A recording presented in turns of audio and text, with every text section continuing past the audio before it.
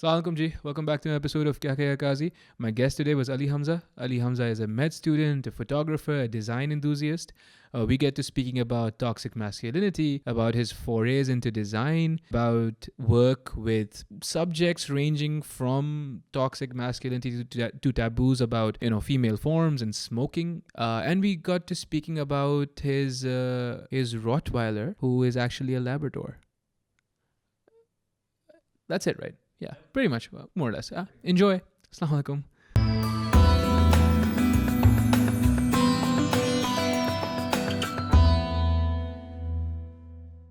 Three, 2, 1. Ali Hamza. How you doing, Ali? I'm good. How are you? Alhamdulillah, bro. Alhamdulillah. Kya ho raha hai? Nothing much. I do not even know where this conversation is going to go, but I'm kind of really excited. Yeah, well, I mean, let's start. Why did you wear black socks? Okay, so that's kind of a funny story that I was just telling you about. Yeah. I usually really like fun, funky socks, but I don't even know how I got into this. Like, all my friends know, like, I love crazy socks. I mean, you're wearing more crazy socks than I am, but Yeah. like, I'm okay with that. I'm crazy. I'm drinking Monsters. Sounds good. And Yeah. I'm having water. And you're having water. We're being so healthy, dude. Yeah. I'm not that healthy, by the way, but like today I'm gonna keep it. I need to stop. I need to sleep and stuff. Berhal, that's enough about me. Let's introduce you first, and then we'll go. Right. So, photographer, Yes. med student, Yes. online business person. Yes. Yeah. Yes. So talk to me about obviously your education first, and then the photography. So I'm in my third year of med school. It's just around the corner of getting into my fourth year. Inshallah. I have been, inshallah, yes, fingers crossed. Other than that, I do photography. It's been 6 years. It's only recently that I have started doing what I do now, which is basically documentary photography for taking pictures of documenting stuff in particular. But it is very focused and only like shed light on taboo topics, because that is something that I feel resonates with me. Okay. And I wanted it to be a platform where people feel safe and secure rather than, building in on the insecurities. Sure. So there's that. I try to wing in the both of them together. Currently, I'm in a creative's block where I don't find... I don't know. It's not about not finding creativity, but I just haven't found someone that I feel like, okay, like I really want to passionately do this. Like a muse. Yeah, like a muse, but like also just a topic. Like I know a lot of people would want to be photographed, but my cause is like, I just don't want to photograph pretty pictures, Sure. It's more to do with like how much would people really take from this, So I'm currently in a creative block for a while. It's been a few months. It's been a few months. Yeah, it's been a few months. How was the pandemic then for you? Honestly, for me, it was a blessing because that was the... And I understand it was really bad for a lot of people. Yeah. And I genuinely feel for them. But for me, it was actually really good. Like I got time for myself. I started realizing like some of the things that I was doing, those weren't me. And also that was when I started doing photography like this. Like my first ever, the first person that I photographed was a friend of mine. Okay. And he cross dresses. Okay. And it was so random. It wasn't even supposed to be that. He just had a colored eyebrow, which was green in color at that time. Okay. And I thought that was really cool. He colored one of his eyebrows. Green, yeah. And I'm about that. I might try that at some point. do that. Yeah, it honestly really silver looks- hair, green eyebrow. Go for it. Full patriotic ho jaunga main. Absolutely, like a Yes. jhanda. Yeah, dude. But yeah, so he had like a beard. He has like a receding hairline, and that just looked really different to me. So I wanted to photograph that. That was our initial game plan. Okay. Long story short, we somehow got to the part where he's wearing a skirt, and and it got really like crazy. From Yeah, there. dude. Yeah. Shoot bhi ho gayi us waqt tak to everything was bright and like amazing. So I'm a bit of a camera nerd. Was it all natural lighting? Yeah, all natural lighting. What was the camera that you used? D1200. D1200. 1200D, sorry. 1200D. Okay. And theek hai. Natural lighting, all natural lighting. And okay, so go ahead. So you're shooting, and now there's a skirt, there's a colored eyebrow. There's a lot going on, Yeah, right? there's a bit. So us waqt to everything looked really fun, but when it came down to like actually putting it down, I was like, shit, are we really doing this? And I remember right before posting it, like, of course we had a conversation about like the kind of, because I'm not just about pictures, I also want to write underneath that, you know, how it's important. like what we're going for. It's not just the pictures. So we had a conversation. He himself actually wrote down all that was underneath it. And then from there it just went crazy. Like, I did not think like crazy good. To be honest, it was more crazy good than bad, but there was also bad, and the bad was kind of like shitty, to be honest, because like I didn't expect that much hate, but then I also understand, like, you know, if someone really feels for something, that's when the hate like produces. So it's not like people were just randomly doing it. That's how much it bugged them. I mean, you hate what you don't understand, right? Yeah, I kind of understand that, but I also feel like there was nothing constructive out of that hate. Like, I'm all for like you not liking a certain thing, but you know, giving me like we can have a conversation about not. No. There's no constructive hate in Pakistan. It's either I love you or die. Yeah. There's nothing like in the middle where you're told, you know, maybe use a better focal length, or maybe use language that's not antagonistic. It's not that. No. Yeah. Sorry. But so there was mostly good crazy, right? A lot of good stuff. Yeah. Alhamdulillah. Do you want to name your friend? Yeah, Shamir. I'm sure he's gonna watch this because he loves. Are you sure? I'm sure of that. Yeah. He would love his name being taken, and I'm not gonna lie. He was actually the reason why I went ahead with this, because I realized that there are so many important topics that are not being discussed, and these are stuff that exists in our society. Yeah, I would wholeheartedly agree. I think generally, so ab dekho, I'm old, right? So I forget who said You're this. so old. You're You're ancient, so old, man. and I'm so young. You really are, mashallah. Se. So and which is why talking to people of your age really impresses me, because I was a rock at 22, like a pathar. Like, I had nothing in my head. But so it's beautiful, mashallah. Se. There was a French theorist, I think.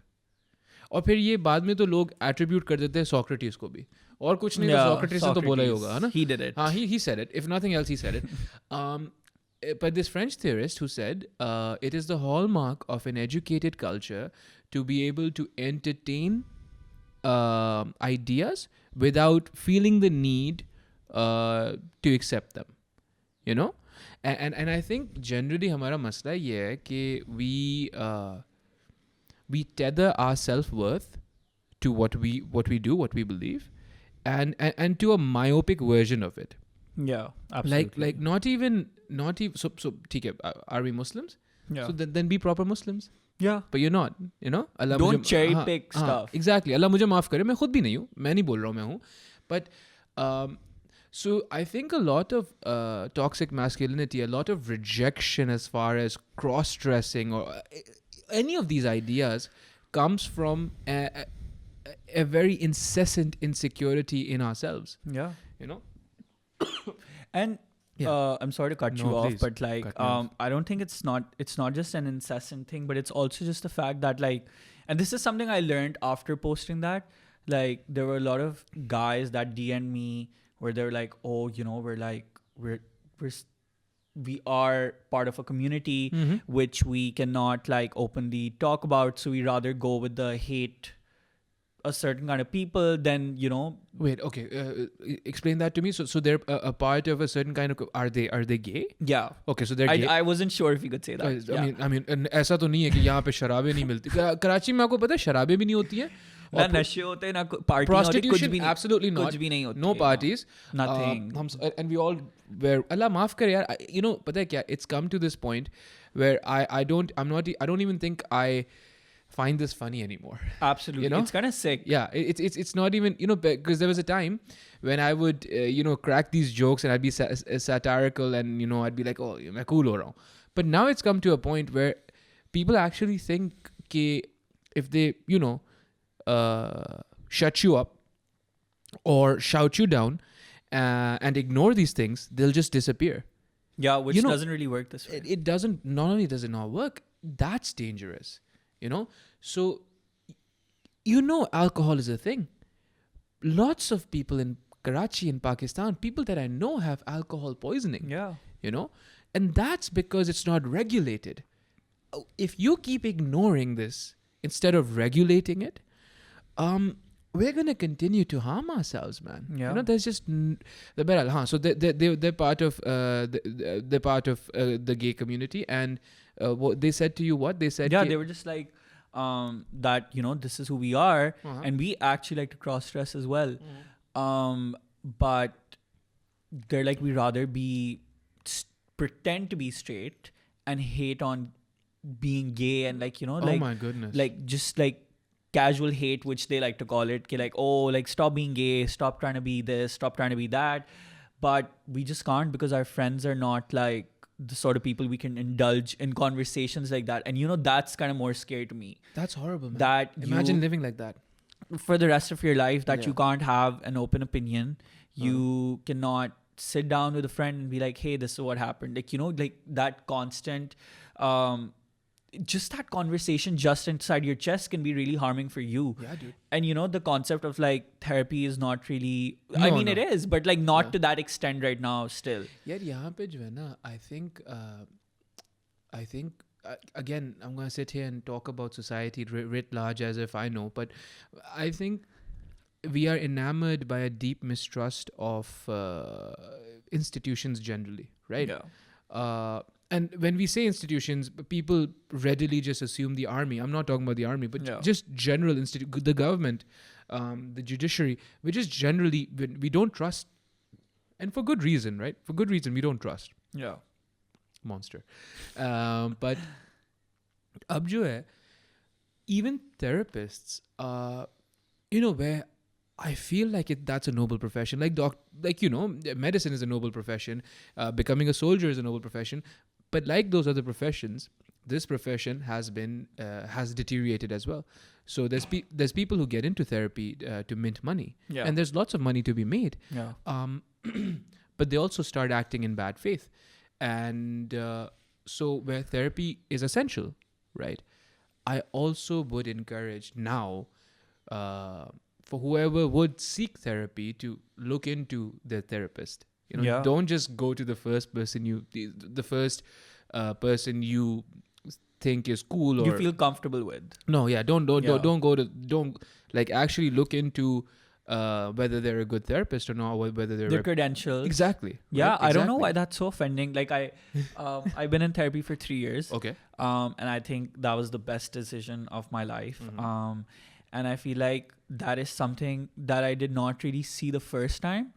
And that was a bad choice, because I'm not saying he was a bad person, but I just kind of like, you know, for me at that point, nope, I wasn't educated enough to know like how this goes. You So I were thought really, like, really young, dude. You know, Yeah. I mean, it's not on you to pick out snakes and stuff in society. You were telling me about why you got into therapy.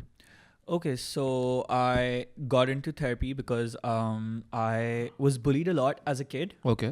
but I can't really put a finger on why. Like, you know, till Why date- you were bullied? Yeah, Because people are horrible, dude. yeah, but like I still, could've like, told you know, that. I kind of don't blame those kids now. Like, I had a lot of resentment back as a kid, and even till recently, I won't lie, but like, you know, now I'm just like, it's kind of weird how the world works, because back then I just wanted to be their friend, Shit. and now they all want to be my friend. And That's powerful. That's powerful, right? And- Mashallah. So that's yeah. And you know, that just like, it made me realize that if I only realize, like, I'm not saying like I'm justifying that bullying, but I'm also saying that, like, you know, it really, it made me it made me the person I am today. Like, you know, I have a lot of tolerance. Maybe I didn't get it the way I should have. Sure. And I learned it the hard way, but like, I'm grateful for that. Like, I came out with a lot of tolerance. Now I know how to deal with all sorts of people. I'm never really, you know, like in a situation where like, oh my God, like I don't know how to hear a no. I don't know how to react if someone's misbehaving. Like, you know, I can very calmly deal with situations and put a fine line. Okay, like buddy, like No. this is where I draw the line. So dekho, strife will make you a stronger person without a doubt. And having said that, obviously we hope that no one has to go through bullying. But also yes, ये जो आपने बात बोली ना about boundaries. I think generally we have as a society we don't teach our kids how to develop boundaries. Yeah. You know, what's it called? But the other thing that you mentioned was very interesting is back then you just wanted to be their friends, and now they want to be your friends.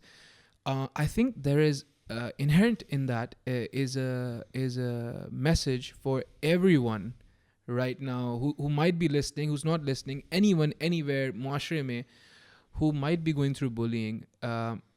Don't ever pursue people. Yeah. You know, pursue excellence, which is what you did. You're like, okay, so what am I going? I'm gonna go and become a fucking doctor, inshallah. And I'm gonna do this photography thing, which is interesting. And again, from what I've seen, it's good work. You know, objectively. Yeah. It's objectively good photography as well. So, you know, causes is great, right? Yeah. But you also need to own your medium. Yeah. You know, you can't have an average grasp over your medium and be like, oh, but I'm doing it for a cause. Yeah. Because then you're using the cause, you're commodifying the cause, you know, to get like, yeah, and absolutely. And that's, I don't think at all ever good. And then the clothing brand, which we'll get into. Okay. Yeah, do you want to? Yeah. Yeah, sure. Yeah. Which we'll get into later, inshallah. So doing the clothing brand and everything, I think the lesson always is pursue excellence, because you realize what you want is validation. And there's nothing wrong with validation. Yeah. But you want validation from yourself because other people can't give it to you. 100%. Impossible. It's not, they don't have it. Nobody has it entirely. No. Nobody has it. And they don't, if they had it, they'd give it to themselves. Yeah. If they make you feel horrible, you must understand that they are also broken. And benefit of the doubt, aap dena nahi dena, wo main nahi bol raha hu. Lekin aap, you know, always pursue excellence. That's the solution. Yeah. So okay, so you went to therapy, and your first experience with therapy was not good, you're saying? I wouldn't say it was not good, but it was just like I just felt kind of like uncomfortable Okay. with That's the not good. therapist, and that's not good. That's not good. And for a very long time, like I just felt like, okay, now this is my therapist, so I guess I have to stick with it till That's not good either. Yeah, that's not good either. Till I got out of that situation somehow, Yeah. and I found another therapist. But then with that therapist, even though I didn't end up choosing to be with that therapist taught me something, and that was really cool, which was you don't have to be okay with me just because you think I'm just a nice person. It's more than just that. This is your life that you're talking about. Very personal details. So if you don't feel an 11 out of 10 when you talk to me, you do not have to pay me. No. Like, you know, this isn't like a fucking joke. No. This is like your life. This is your life. So if you really feel like I'm the one, then that's good. Or not, there are plenty of more fishes in the sea. Absolutely. And that's what I learned from that therapist, and I'm really grateful for her. Yeah, I've heard horror stories. So I am obviously I started. So I'm 29 years old. I started. One of the things about getting into therapy early is that then you develop a language. You incorporate the language of mental health into your vernacular, which is a good thing and a bad thing. Some people use it as, again, whatever, as ammunition, but that's not good. But you figure out what's going on with you. Maybe your cognitive capital is exhausted. I didn't have those words at 25 or 26 or 27, So I got into therapy very late, and then obviously I got into it because I wanted to become a therapist, and they're like, well, you need to go to therapy before you become a therapist. So it's very important that if people get into it early, they realize exactly what you're saying, which is, yaar, ye achhi khatun hai. That's not... Mujhe achhe vibes aa rahe hain. Bullshit, dude, Like, there are therapists that have such brilliant offices, but you don't go to them for that reason, You don't go because unne jo book stack ki hui, and they have the Chesterfield sofas, and they have the fucking mahogany wood. No, dude, that's not why you go. Yeah, absolutely. This is not some joke. And, it's so weird when you think about it. People do that with everything. Now. Like, from hairdressers to clothing brands, like, they rather ignore the comfort than be like, okay, like, this is like up and coming. I have to buy like a product from here, or am I not cool enough? And FOMO is a thing. Yeah, it's a real thing. And I go through that. Like, I'm not gonna lie. Like, I'm gonna act all sane. Like, oh, like, I don't do any of that shit. I do that too sometimes, but I'm working on it. I know, like, now I mean, from back then to now, like I know my priorities are very different now. Like I just don't want to do things because it seems like the thing like, to do. Yeah, like it's because it seems like comfortable at that point. You know, we need to get out of that comfort zone and realize like we're doing this for ourselves. We are ingrained to think that we are supposed to do things for people around us as well, which is not a bad thing. No. But in a lot of things, when you start thinking this way, you're taking away your actual reason for doing things. Yeah, dekho, if you want to do things for other people, na, I think that's beautiful, right? But you must understand, even for that, if you're not in a good place, you inhibit your ability to do good things for other people. Absolutely. Right? Even so, for instance, ek main misal de raha hu, you know, we're blessed to have parents. There's people who don't, you know, and all those things. But even if you want to do something for your parents, the best thing you could do for your parents is to become excellent at whatever it is that you're pursuing. Yeah. I think if you become excellent at whatever it is that you're pursuing, that's the best thing for them. Because then you will be a person who's seen excellence. And so then you would give that kind of energy to them, you know, whether unko financial support की ज़रूरत है, जो अल्लाह ना करे उनको हो, उनको physical support की ज़रूरत है, जिस भी तरीके से, you know, just be a good son to them. Or even to be a good son to them, you have to detach from them, be your own person, become your own person. And that's the only way, really, you know, to become someone with proper agency and stuff. So, chalo, enough shitting on therapists. We're not shitting. I mean, we are, but whatever. We're just trying to talk about what's real. What's real, right? Yeah. So back to this photo shoot that you did with Shamir. Yes. With Shamir, who has a epic beard, by the way. Yeah. Fucking epic, man. I looked. Have you seen that? I have, dude. So I looked at the thing now, and on toxic masculinity more generally. I think it comes from ignorance, you know.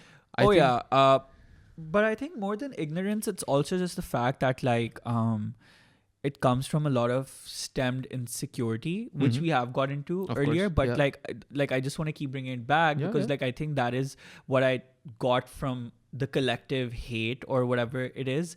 There was more insecurity about like what Shamir was doing and like how like, oh, you know, he's just trying to gather attention. Oh, he's trying to like... If he is that a problem? Yeah, but like, you know, it was more to that. It wasn't anything to do with the photo shoot itself. It was more to do what got out of it. Oh, he did that. It was a publicity stunt. Like Ali would obviously want to take pictures like that. Shamir wants to be photographed like that. So it's an easy way out for them.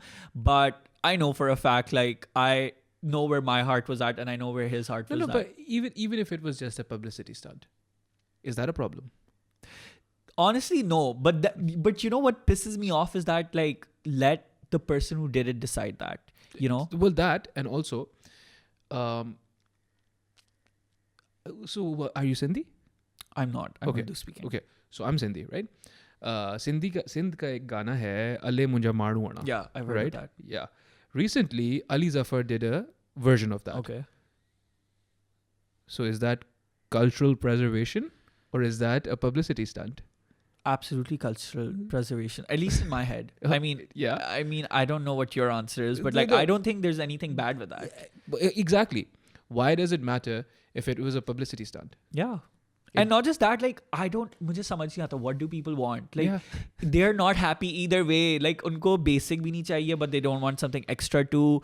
And I think this appropriation word is taken very much out of context. Like, it's very easy to, like, put it somewhere and, like, get on that wagon of being, like, without having any knowledge, people will just jump on this truck because they see it going with a lot of people on it. So everyone's like, okay, we're going to get on this truck. Yeah. And I'm not saying everyone's doing that, but, like, most people are. And it's kind of really frustrating because it takes away the real gist of what's actually happening. Yeah, dekho, I think with that appropriation and you know, cancelling people for it, I think cancel culture generally is problematic because you start shutting people down. Yeah. Because it's easy, na? Because then I reaffirm my values. I'm like, okay, so I believe X and Ali believes Y. It's very comfortable for me to just shut Ali up. Yeah. Because then Y is wrong and X is right. More validation, right? So let's just shut them up instead of having a nuanced conversation and maybe becoming open to the idea that X might be wrong, which is what I believe. Yeah, right? absolutely. Why I asked you that Ali Zafar question is because it doesn't matter. He did a song, Yeah. right? And people enjoyed it, you know. And if that's it, what matters. and if it was a publicity stunt, then it was a publicity stunt. But somehow they're all right with that publicity stunt for whatever reason. That's appropriating a culture that's not his. But then when Shamir and you do it, it's his sexuality, you know, and it's not even sexuality. I think it's just it's his body, and he's dressing a certain way. It's at that point, it's And that's his art. and that's his art, That's his art. and that's his art and his agency, and you know, also, exactly that, dude. I don't even know if I want to I don't know if I have any more words for it, but that's what it is. It's just him doing him. So this person over here, because he is acceptable culturally and obviously famous, Yeah. Very famous. very famous, mashallah say, he can take something that's not his Yeah. and take liberty with it. But here's this other person who's not famous, not as famous, Yeah. and also not culturally as acceptable. Yeah. Still a absolutely. person, still a Pakistani, still everything, all those things, right? Still looks just like me and you. Yeah. And he can't do what he pleases with his actual body, Yeah. you know, with his actual, then what does he have agency over if he doesn't even have agency over his own body?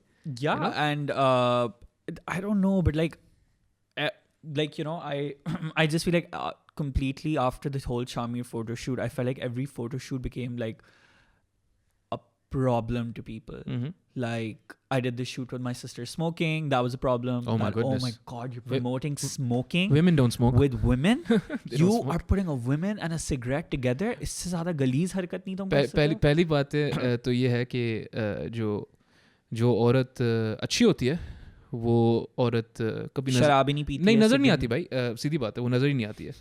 और जो औरत नजर आ रही है camera के सामने आ रही है वो अच्छी तो हो नहीं सकती है. Absolutely. And it's absolutely not a thing that we have women that smoke or drink. Yeah. And That's not, guys. No. If whenever you see it, remember it's from abroad. It's not from here. abroad. It's Yeah. from abroad. Not here. And also, if they smoke and drink, they are necessarily Disgusting. bad people. Yeah. Just bad people. Disgusting though is subjective, na? They're objectively bad people. Yeah. That's just how it works, man. I'm being sarcastic. ये भी disclaimer देना पड़ता है. Oh my God, guys, please remember this is all like It's all this is all sarcasm. I swear. Allah रहम करे. Two sarcastic Yeah. guys just trying to have a Just conversation. people just talking shit, really. So you did a photo shoot with your sister smoking. Yeah. And what was the? So honestly, we just did it out of fun. We were at our rooftop and we're like, dude, we'll take a picture and like it's fine. And my parents know, by the way. Oh. So that's like the biggest disclaimer that I'm putting out before someone's like, tumne apni behan ko cigarette di? No. I don't smoke. My sister does, and that's on her. That's fine. Yeah, it's not good for her. Yeah, She it's should not stop. good. She should stop. But then I should stop drinking Monsters. Yeah, and I should stop doing a lot of things that I'm doing. Yeah. Let's not get into that. But yeah, so there was this auntie, I can't name her, of course, and I don't want to. That's like rude. But she made a group on Instagram, and these aunties started like messaging me, and all of my friends know this story. So if they're watching, they know what I'm talking about. There's a group of yeah, aunties. there was 3 aunties, and they made a group, and they were like, "Okay, you should take this down. And You should this take the photo down. Yeah, you should take the." And they were very stern about it. They weren't like trying to explain it to me. They were just like, "Take it off, Why? or we will come at you." And come at me with what? Yeah, and my only response was, listen, with all due respect, like, you know, you can just unfollow me. You don't Yeah. have to follow me. And these women have been following me for a while now. Okay. And they still do. They still follow me, which is why, like, I can't wait to share this podcast. So, like, they can see it and they know where I'm coming from. But yeah, they were just like, listen, this is not right. And you should not be promoting stuff like that. And I was like, what am I promoting? They're like, smoking. I was like, no, it's more to do with that. It was for a cause, and if you bothered read the caption, it was talking about how, like, you know, women smoke, and that's fine. Why is it only labeled ke like kahin ye nahi likha hua ke ladke smoke kar sakte, ladkiyan nahi, you know, stuff like that, ke ladkiyan chup ke करे, ladke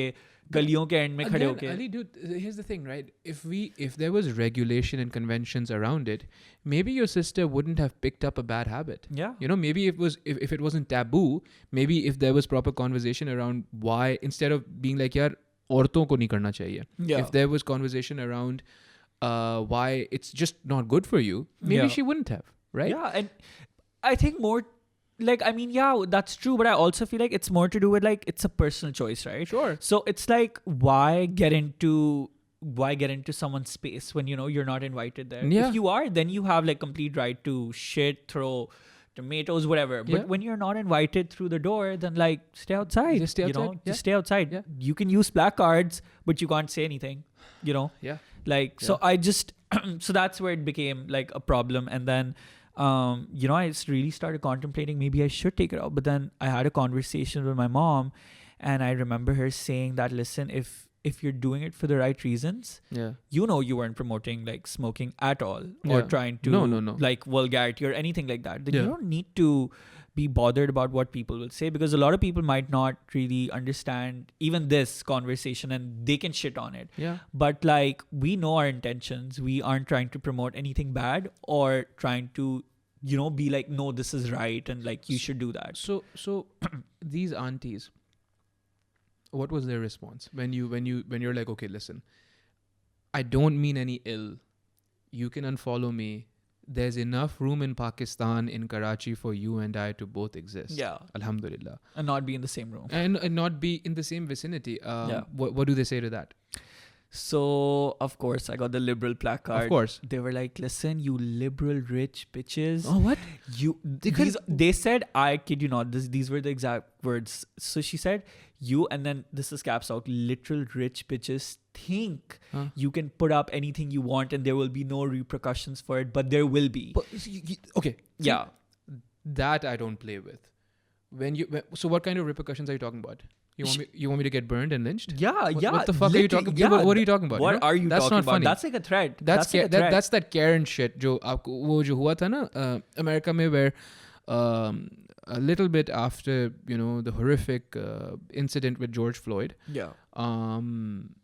there was a woman in some park, and a guy was and she was walking her dog, and maybe she wasn't supposed to, because then dogs poop in the park, and maybe that park wasn't for it. ऐसा कोई अल्लाह मुझे माफ करे, I hope I'm not mistaking, but this was the gist of it. And so the person who was a black person, they just said to her कि यार यहाँ ना करो ना, आप ये क्या कर रहे हो, right? And she's like, I'm gonna call 911 on you. And she called 911 on him, and she said, she pandered to all those stereotypes, and I read the article.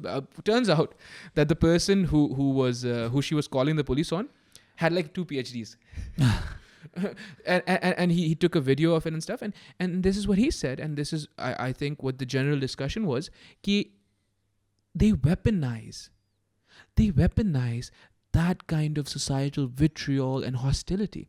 Yeah. Think about that, right? एक बंदे को बेरहमी से उसके गर्दन पे घुटना रख के मार दिया. सही बात है. Right? That's so in that and she was weaponizing, and she was like calling the cops. She was like, oh, he's going to hurt me. I'm so afraid he's going to rape me and stuff like this. Think about that. Think about all the problematic things you just did. You trivialized the situation, the rape pandemic. You trivialized all the racism that's going on in America, and you tried to weaponize it. Yeah. So ये जो आंटियाँ होती हैं ना, I have a serious bone to pick with them, because what is she saying exactly? Yeah. Because that's the state of right-wing extremism in this country. So when you say you think there won't be any repercussions, but there will be, what exactly are you talking about? Yeah, exactly. And I mean, I just want to switch the tables around for their children. I mean, I wonder if they say that to their children as well. And if they are, then that's like that's alarming as hell. Yeah, that's like, horrible. That's horrible as hell. But they don't, and you never think about it like that. They never think that it could be that they never think that the mob mentality that they're weaponizing could then show up to their doorstep. Yeah. That's why they're always surprised. And not just that, PTSD.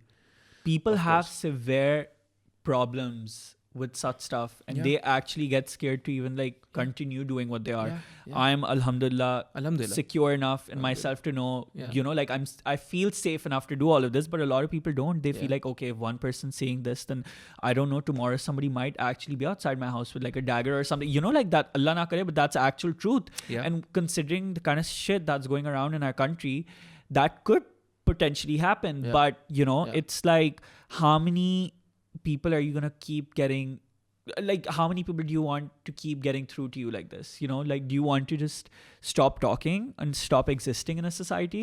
यार वही वाली बात है ना Ali, I think with followings like yours and mine हम ये बात कर सकते हैं, but think अल्लाह हमें कामयाब करे इंशाल्लाह. But think about if you had 100,000 followers. Yeah. You know, think about if you had 500,000 followers. It's a different ball game, man. You Yeah. know, and wahan pe, so then you would also multiply this group, right? So it would, and I know this is horrible math right now, but I'm just literally building a scenario, a fictional scenario. जो यहाँ पे 3 आंटियाँ थी, ये 30 हो जाती. सही बात जो है. 30 हैं वो 300 हो जाती. But even if it's just 3 people and they're making a literal threat to your safety, Yeah. how do they get off doing that?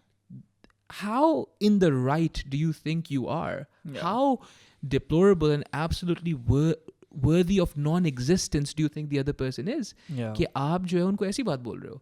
You're not going to be able to get away with it. Hold the fuck on. Yeah. You know? Who do you think you are? Who the hell fuck, do you think you who are? the fuck do you think you are? Yeah. And what on earth do you think you're doing, man? Yeah. You know? But I guess वही बात है कि we do have a stereotype, and I'm not gonna lie about it that, oh, if they see, I don't know, and that's just what I think it is. But if they see someone speaking in English, Yeah. they see someone driving in their own car, Yeah. they see someone doing something like this, they feel like it's I mean, it is a privilege, but they feel like this is not they do not deserve this privilege. They're doing this because it's a joke to them. Okay. Like, that's what I've gotten. Like, oh, Okay. you're just doing this because like this is like easy fun for you. Don't really mean to do this.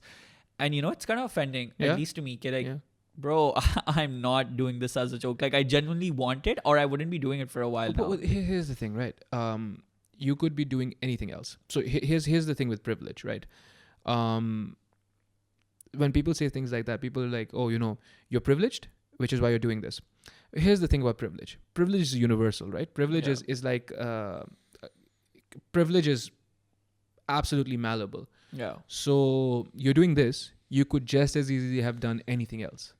absolutely. But you chose to do this, right? Yeah. You could have just as easily made any other kind of content or not been on Instagram altogether. You don't need to do any of this. Absolutely. So when they say, oh, you're privileged, I am, which is why it's sort of, Allah rahm karega. Now this might upset some people, which is why it should mean more, not less. Yeah. You know, because I have, alhamdulillah, all these other options to do anything else, but I'm doing this, Yeah. right?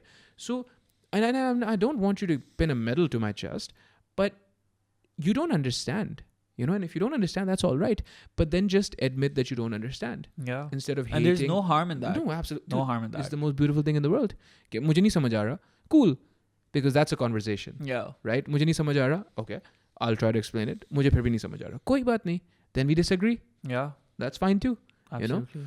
But if you assume कि इस बंदे के पास privilege है तभी ये कर रहा है, तो फिर आप ये सोचो कि क्योंकि इस बंदे के पास privilege है, ये कुछ और भी कर सकता था, कुछ भी और. Absolutely. हाँ, इसको सिर्फ आपके you know, like, of all the people in the world, he didn't have to be sitting here talking to you, receiving your threats on Instagram. Yeah. Do you know what I mean? Yeah, and not just that. It's like, it's more to do with the fact that, like, you know, again, it's gonna sound shitty, but like, what gives you the right to say all of that? Like, you know, I'm not saying like I'm dissing you. Oh, like, you can't do this, I can do this and stuff like that. But I'm also trying to figure out, like, what are you getting out of this? Like, what are you gonna get out of saying something like that? Like, and what is with this privilege card? I don't understand. But यार ये उनका privilege नहीं है. मुझे बात बताओ, खातून जो हैं ये, अब मैं क्या बोलूँ इनको, ये आंटियाँ भी बड़ी खतरनाक होती हैं यार. They you know, I've seen them, and okay, so this is not a joke, but I've seen them ruin quite a few women's lives Oh, you know, yeah. getting them married in 100%. problematic households and then propagating, a culture of domestic abuse and domestic violence and normalizing it.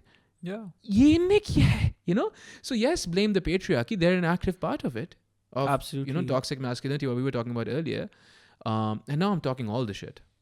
Yeah, No, and I'm glad because that is what that's what I'm saying. Again, my Instagram is for I at sometimes I feel like I should change the name to like taboo topics. So like it's like a disclaimer, like you can unfollow me if it's really bothering you. Yeah. But like even this conversation, I feel like this will for sure be really disturbing to a lot of people because they're not used to conversations like that, and it's not about used to. It's more to do with the fact that they're just they feel uncomfortable talking about it. Yeah. They're not in such circles, and they're not in. Yeah, but like I had this realization yesterday or the day before.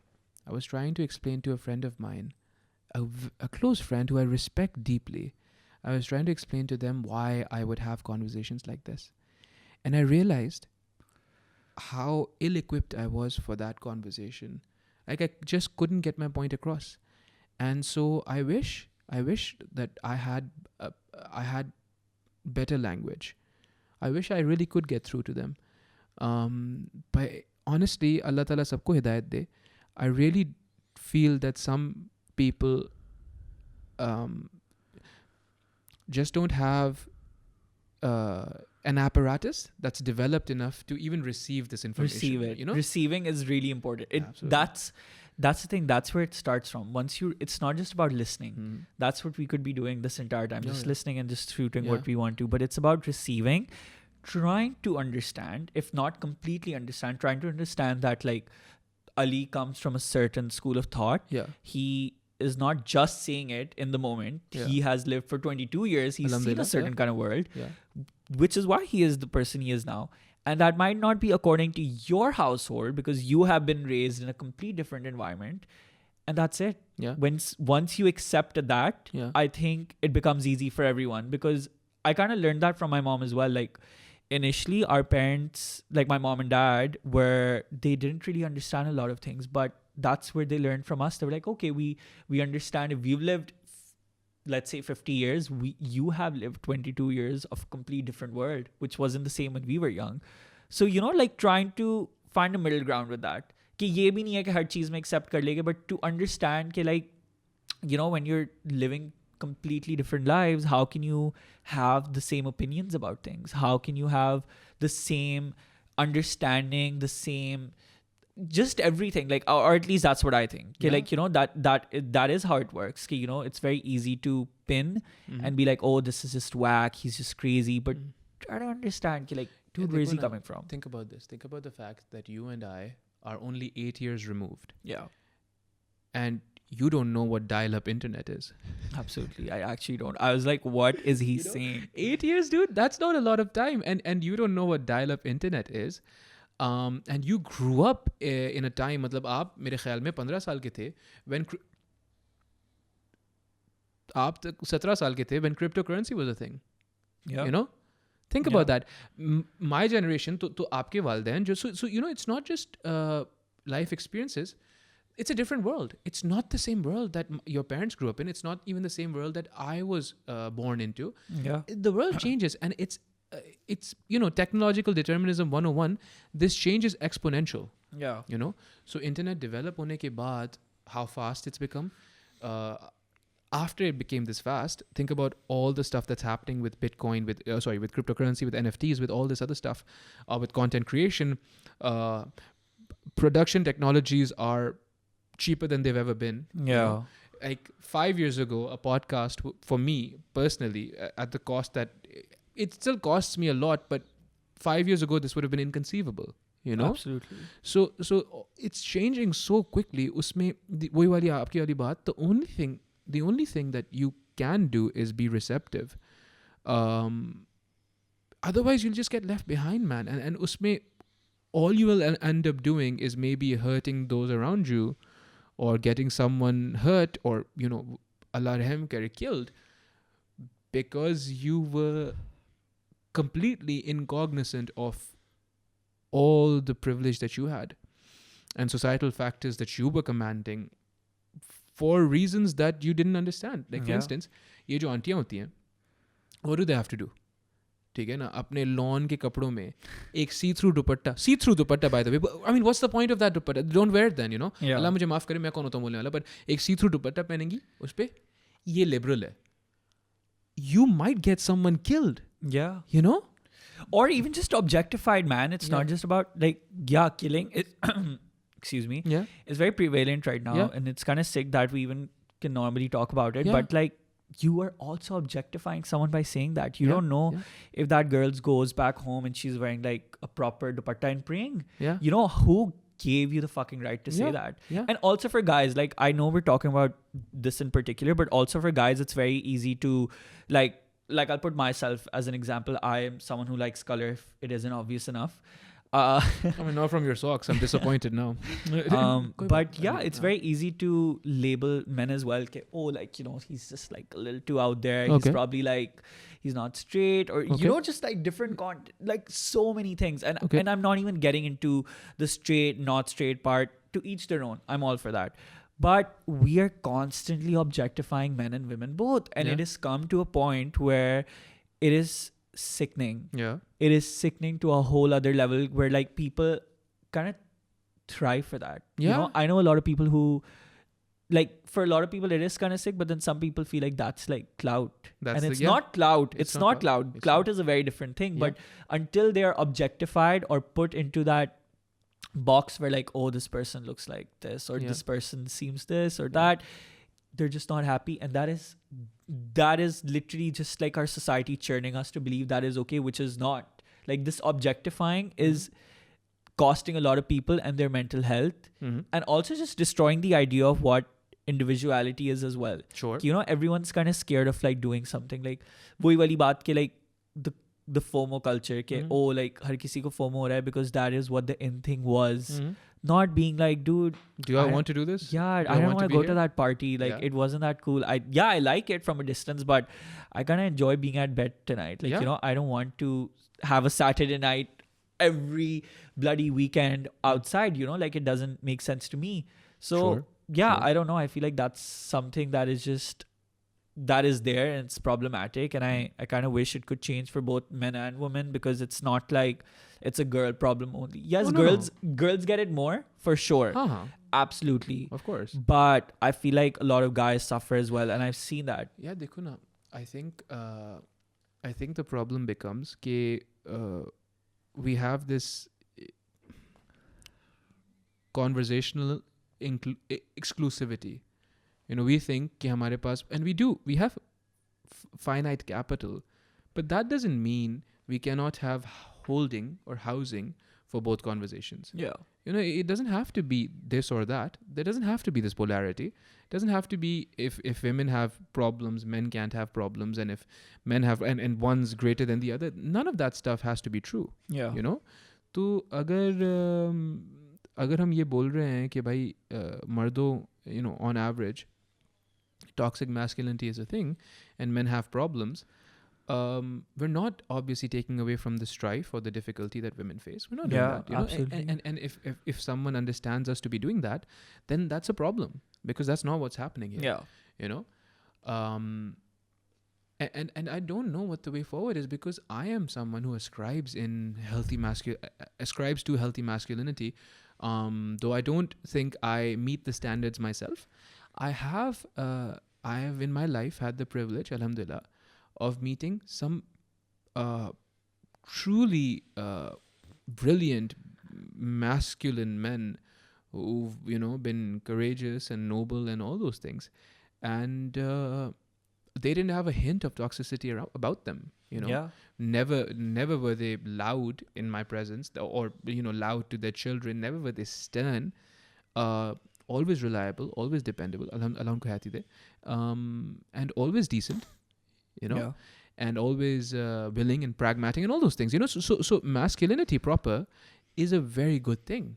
It's not just good, it's a very good thing. Just like femininity proper. And, you know, now obviously people will want to get into the semantics of what proper is.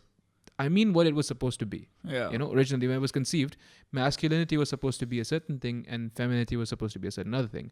By the way, men and women were both supposed to have both traits. Yeah. You know, it was just supposed to be, masculinity was supposed to be in a surplus in men, and femininity was supposed to be in a surplus with women.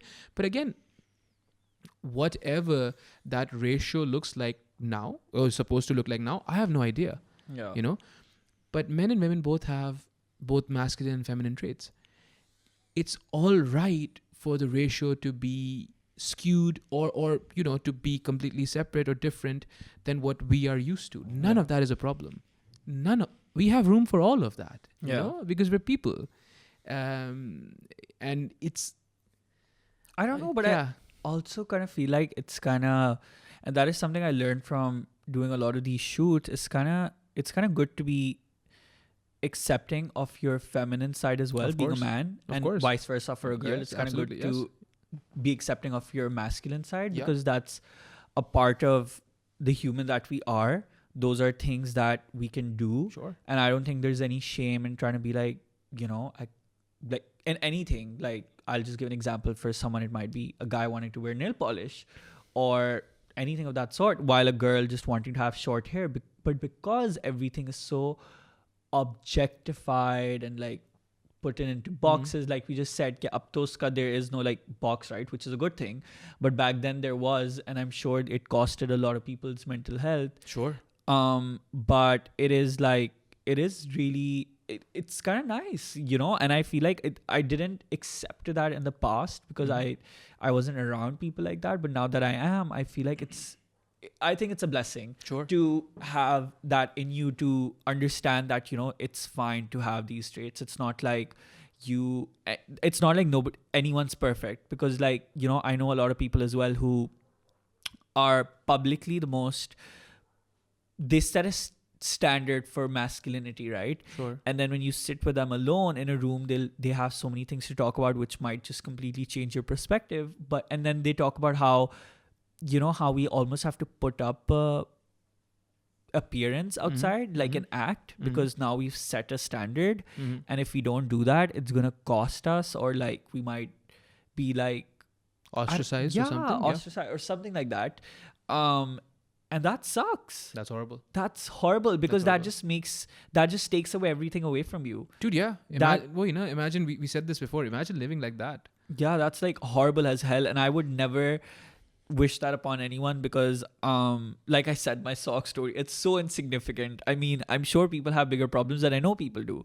But for me, wearing like crazy socks was such a big deal. Like I wish I had this mindset that I have now. I would have worn like the craziest socks every day. Yeah, dekho.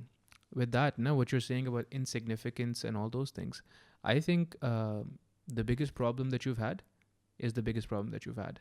Yeah. And I think problems and pain generally is subjective. And so I don't know if it's a helpful exercise to trivialize someone's problem or someone's, you know, concern or what have you. People have bigger problems. If people have bigger problems, instead of me sitting here and telling you that, I should allocate more of my resources to helping those people with those bigger problems. Yeah. लेकिन आपको बताने से कि यार नहीं तुम्हारे मसले जो है ना असल में मसले नहीं है, that makes no sense. Yeah. And in fact, that serves no purpose except maybe, you know, my moral grandstanding कि I'm a better person than you because I told you कि there's children that are dying and stuff Africa, like that. Yeah. You know, like, yes. All of that is happening. That's all happening. But you can't, I don't know if it's a helpful exercise for me to, first off, again, weaponize and commodify their misery. Yeah. Because, and for my own gain, because और कुछ हासिल नहीं हो रहा है. Because that's an easy way to shut someone up about talking about their problem. Yeah. Again, exactly, right? It's easy to minimize someone like that. कि यार, तुम अली यहाँ बैठे हुए सॉक्स की बात कर रहे हो वहाँ पे. You don't want to talk to Ali? Don't talk to Ali. Don't talk to Ali. You don't have to listen about his socks. Yeah. And if you want to alert Ali to bigger problems, again, there's a way of doing that. Yeah. This is not the way. You Yeah. know, the way isn't to offer a blatant comparison between something that's objectively worse. You know, academically, Ali also understands that this other thing is objectively worse. But just to come off and you know, just to be antagonistic unnecessarily, I really think people just need to work out more and eat less.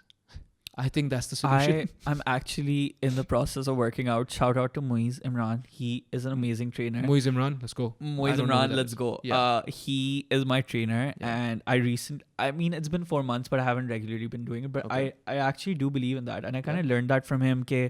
And that's also something I want to talk about. I'm glad Moiz came into the conversation. Yeah. But it really changes the way you think. Absolutely. Because you're taking out a lot of body stress or whatever it is inside of us. Like, I still don't know. Yeah. But it really helps. And eating less, for sure. Yes. I mean, I still end up binge eating so much. But you're a tall guy. It's fine.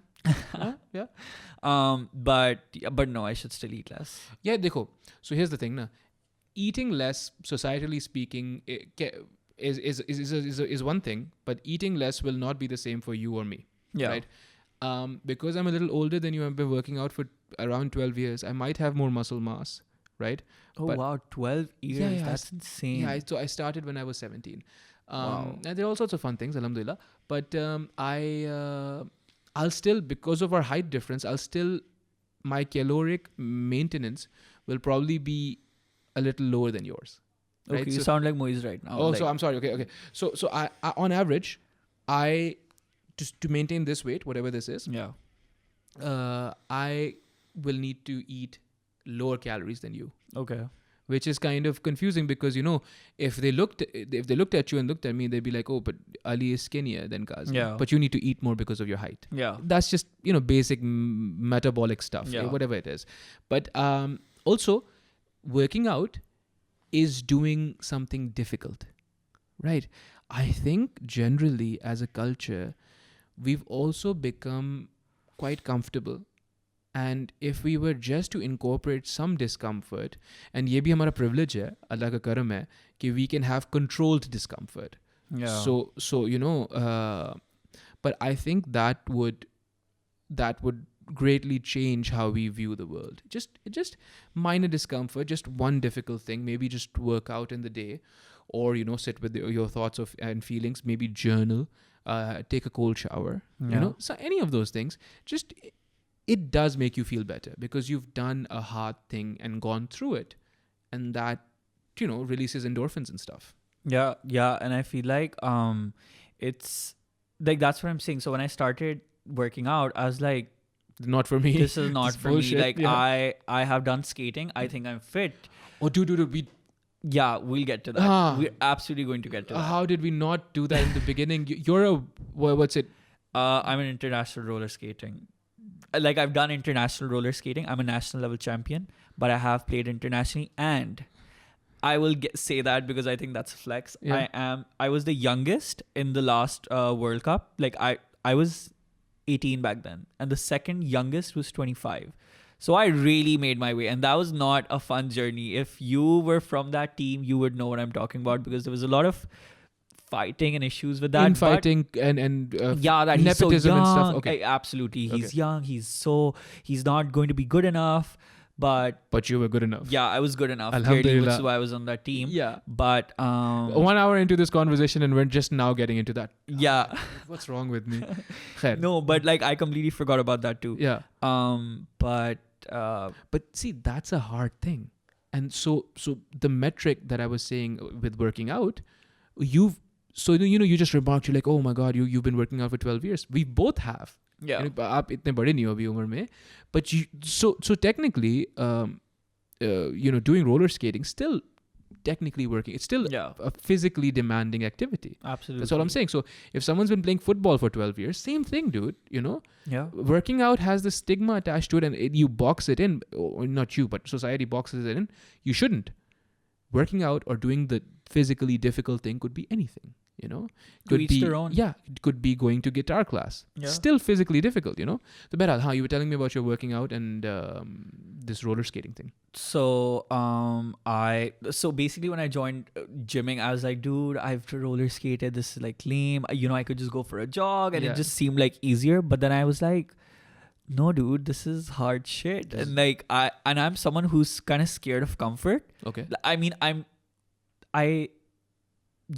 I'd rather stay comfortable than be out of my comfort zone. Okay, Yeah, that's what I okay, meant. okay. And that was something really out of my comfort zone, because I'm also someone who likes to be in places where I know what the situation's going to be like, very calibrated, calculated situations. And the gym is not that kind of place. It has all sorts of men, all sorts of people, Yeah, people talking, people not talking, people staring at you. sure. So the first week was really hard, but then I started going deeper into my trainer's history, and now we're really good friends. But I found out he was a chubby kid when he was a kid, and he worked really hard, and I give him that for it, because he is a complete different human being. Yeah. And not like losing weight as like you need to get a medal for it, but like he wanted to do that, and he did it, and Yeah. he's brilliant right Yeah. now. Like his fat mass ratio is like probably like insane. Yeah, And that really motivated me, because initially I was like I tell that to him even while we're gymming, that like if I pick a certain weight, initially when I would do it, I'd just be like, Moise, I can't do it. But now it's almost like I don't say that anymore now. I'm just like, I'll do it. If Yeah. you're saying it, I'll do it, because like, I know that if I say that I can't do it, then I'm like probably half prepared that I won't be able to do it. that's it, man. And I learned that from him, because he sometimes he even knows he's giving me more weight, and I know that, but he never will say it, Kelly, you can't do it. Yeah, Like he'll help me out midway, but he'll never say it. That is really nice, because like that way I haven't like decided internally, because that the mind, he says this one thing I keep forgetting, but mind body connection, yeah, Sure. is really important. When you decide something internally, it shows. It's called cognitive priming, na yaar. Yeah. वही वाली बात है ना, वही जो आपने बोला कि if you say you can't do it, you've already lost half the fight. Yeah. And we were speaking during the azan break even, when your mom was like, okay, well, go till the no, right? Yeah. Go all the way up to till someone tells you no. Yeah. Don't stop yourself short, because if you don't ask, then the answer is always no, na? Yeah. And so if you don't try, then you obviously can't do it. Absolutely. But also what's interesting about this relationship that you've just described is the power of tutelage. Oh yeah. There's quite a few things that your trainer will not be able to teach you, but that you could learn from him. Yeah. And that's a beautiful thing, right? He can't put it in a book. He can't give you notes. He can't teach you these things, some of these things, but you can absolutely still end up learning them from him. Yeah. Yeah. And that to me is so interesting, because we're so beholden to just technical knowledge, books, seminars, Yeah. essays, Workshops. but a lot of learning has to do with just being around people that are excellent or pursuing excellence. You know, lots of times it's not about. For instance, I'll give you an example. If you're fortunate enough or privileged enough to go to a concert, to a music concert, right? I was recently fortunate enough, alhamdulillah, to go to a Young Stunners concert, right? Okay. I could listen to it on my Spotify, dude. You know? Yeah. I could listen to it on YouTube. It doesn't really matter, but going there and watching them get psyched up for it and watching them get primed up for it and going on and just performing, they can't teach me that. Yeah. But I can learn that from them. That's traditional knowledge. That's what Yeah. that is, So I very cool that they're working out. But back to the roller skating. Yeah. Uh-huh. So again, I want to give a shout out to my mom, because she Beautiful. Alhamdulillah. we call her Mino, by the way. Mino. That's just her Because she's nickname. mean. Yeah. Auntie dekhe Ali kya bol raha hai. Yeah. So she put us into roller skating when we were really, really young. Like I probably think 6 or 7, or Oh, wow. probably like even younger. She always wanted us to be in athletics, but not the conventional ones. So we started roller skating, and it just went on from there, because my mom was just like, she was that mom who would just always stand outside the grill and be like, I will stay there till the last practice or whatever. Wow. And that somehow groomed both of us to You and your brother? Yeah, even my younger brother, even my sisters, they skated, but they stopped because they didn't want to do it. Okay. With me and my brother, we just like continued because we both wanted to. And we both really excelled. We're still like the last time. I mean, I haven't roller skated in a while because I took a break because of like my education, of course. But like the last time we played was nationally, and we both got both had gold medals in both of our categories, which is So like, your younger brother's also as good as you? Yeah, he's as good as me. Who's better? I think it's me, but like, I mean, you know, what's your brother's name? Masaf. Dekh lo. I don't know. हाँ तो bad. He'll probably justify himself in the comments, so like I'm not even trying. देख लो Masaf. मैं नहीं बोल रहा हूँ. I don't know. Yeah, he's just instigating it. No big deal. I mean, what's the proof of concept that he's better than you? I don't know. No, but he's actually very talented. Yeah, mashallah, I'm kidding. He's absolutely talented. And it's fantastic that both of you, and just to have that, you know, just to have your brother with you while you're doing this difficult thing, man. That's beautiful. Oh yeah, as well, and that's a lot of you know. So it's kind of funny. Like I'll probably go Mashallah, fight with him when I go home or something. Like I'm just saying. Yeah. But it's so weird when we skated. It just felt like, you know, we were doing something together. Yeah. And I think that's really nice. It's so beautiful, man. It's beautiful. So long story short, I mean, I could go on and on about it, course. but like I got selected for this international event, which I knew I was good enough, but I knew like how the politics work. So I was like, dude, very small chances of me actually getting into it. But my mom's a fighter, and I am too. Yeah, naturally, and I'll tell you why we are this way. But yeah, so I got there. I scored goals there too, by the way. So it's not like I just like went there and just sat or like played and did nothing. And it felt great because I was the youngest, and it really made me think that, you know, I can do a lot of things. Sure. Like before that, I just felt like, you know, I'm not good enough. Like I am good, but till this level only. Like I'm not amazing. Well, external validation is a thing. Yeah, man. it is a real thing. Yeah. But when I went there, I was like, Ali, you are the youngest fucking guy in this team. Mm-hmm. Most of them are married. Most of them have kids. You're just here on your own. And so is it a team sport then? so it is. There's individual sports as well, but the thing I went for was rollball, which is like a team game, which is like a mixture of basketball and football. It's kind of hard to explain. I'll send you a link to it. Please do, but that sounds difficult. Yeah, it's really difficult. So yeah, like so it was really hard for the communication part as well, because these are all older men who were like my coaches at that point in time. So, you know, like being in the same team in a coach is almost like from what it's supposed to be, like, you know, you're just supposed to listen to them. But like, I'm really lucky to have a mentor. His name's Sir Khalid, who's like Khalid. I love how I'm giving shout outs to everyone. Please do, left man. and right. Yeah, I mean, I think we're an hour and a half in. Ab jo bhi sun raha hai, Sir Khalid is his coach. Yeah, he's basically the president, but I'm like really fond of him, and we have that bond. And he told me one thing when we were on the flight. He was like, Ali, listen, you are talented. Yeah. And you are here for a reason. And whenever you forget that, just come to me. Okay. Because I wouldn't have selected you if it weren't for that. And he's like, I'm not God that I was the one who selected you, but you have a talent, and you should be here, and you are here, and now you will win at this. Mm-hmm. And that really helped me to, like, you know, find my place, and even just like not talk back, but just be like, if I felt like something felt unfair to me in a conversation, I'd be like, you know, but maybe we should do that because like I'm good at this, which I normally wouldn't. Just being like, oh, he's my coach, so, you know, I shouldn't be saying that or something. You're talking about strategies and stuff. Yeah, strategies. Oh, this person should play there. Tumhe yahan hona chahiye. Like, it really helped me a lot. So, you know, I'm really grateful for that. But coming back to how my mom helped me. Yeah. So this is like my first ever sports day. Okay. I was at my Nana's school, and so it was always very obvious to for people to be like, oh, it's his Nana's school, so he'll win every bloody sports days or whatever like that.